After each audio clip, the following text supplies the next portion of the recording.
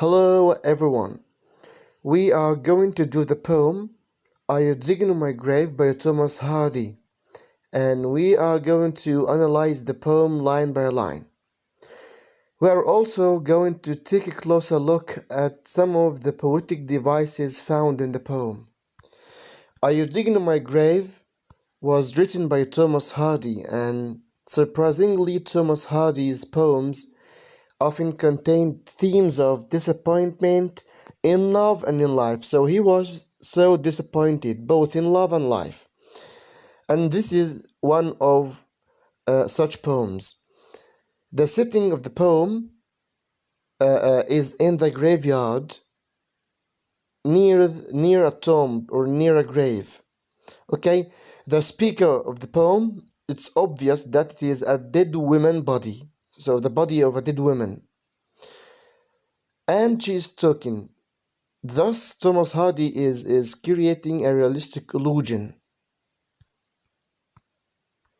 So, the poem will shift from monologue to dialogue. The poem is consisted of questions and answers. The speaker asks some questions and then answers them. So, the speaker of the poem, and we said that the speaker is not necessarily the poet himself, it may be other person, another man, another woman who was invented to speak or to narrate or to tell the poem. So the speaker of the poem is dead and buried, and she seems to be a woman. She senses and she feels that someone is digging upon the grave, and she calls out to the person asking, "Why are you digging on my grave? And who are you?" She keeps asking and asking, "Is the one who digs upon the grave my husband, my beloved man, my beloved husband?"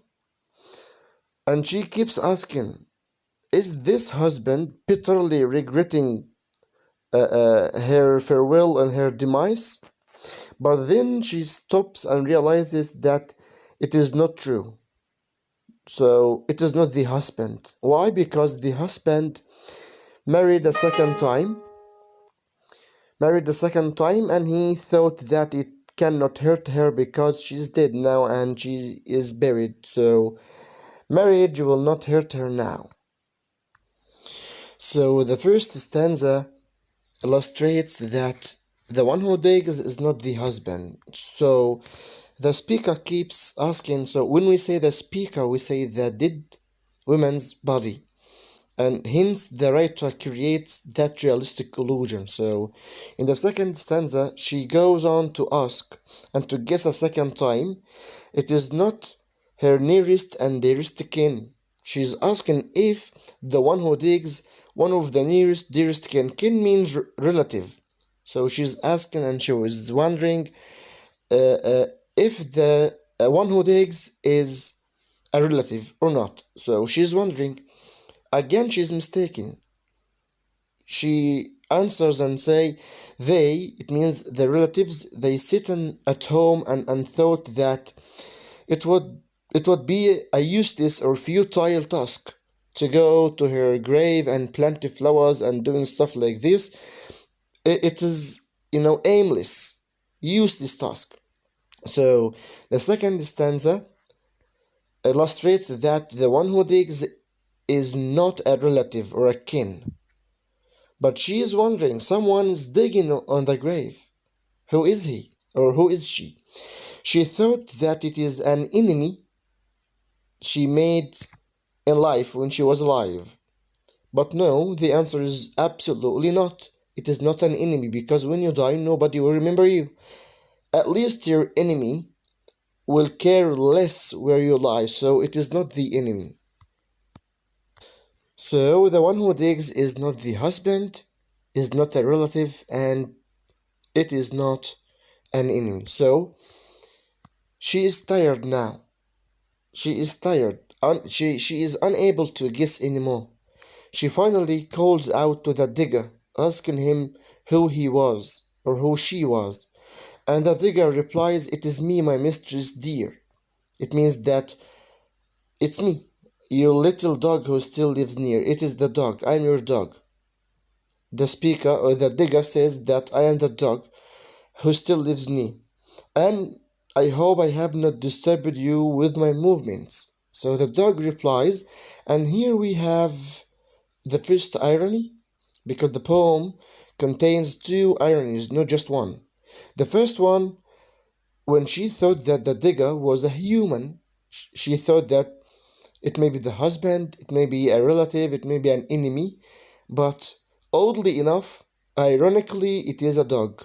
It is an animal. Yes, it is the most loyal creature on earth. It is the dog who digs upon the grave. This is the first irony.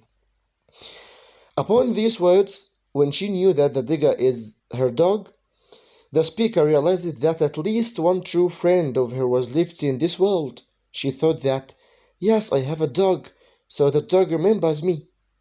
The dog has a very, very true and kind heart. She thought that.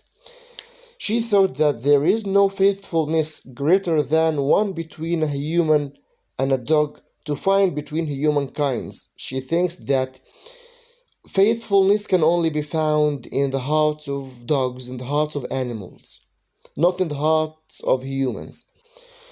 But then came the larger irony and the big irony, the bigger one. But then the dog says that it was not for the sake of the mistress. He did not come here in order to see her mistress or his mistress, but the dog was bearing a bone in case he was passing here at this same very spot. In case the dog is hungry, he can find the bone and can eat it. So he was not here in order to see, or in order to talk, or in order to visit his mistress. The dog was here in order to bury a bone in case, just in case the dog is hungry or so on. So even the dog, the most loyal creature on earth, an example of faithfulness, even the dog did not remember the speaker. So we have a central idea here. We have a theme of the poem. We have many themes, of course. Maybe Thomas Hardy was trying to tell us that when you die, nobody will remember you. Nobody, absolutely nobody will remember you. You will be totally forgotten as soon as possible, and everyone will not care about you, and you will be just a memory, and soon you will be forgotten. Even the memory will fade away. So I think the author wants to say that this is the law of life. This is the nature of life. When you die, even your enemy will not care about you. Your enemy will care less where you lie. So it is a theme of unfaithfulness. And by the way, death here is represented as an eraser that erases everything, even memories.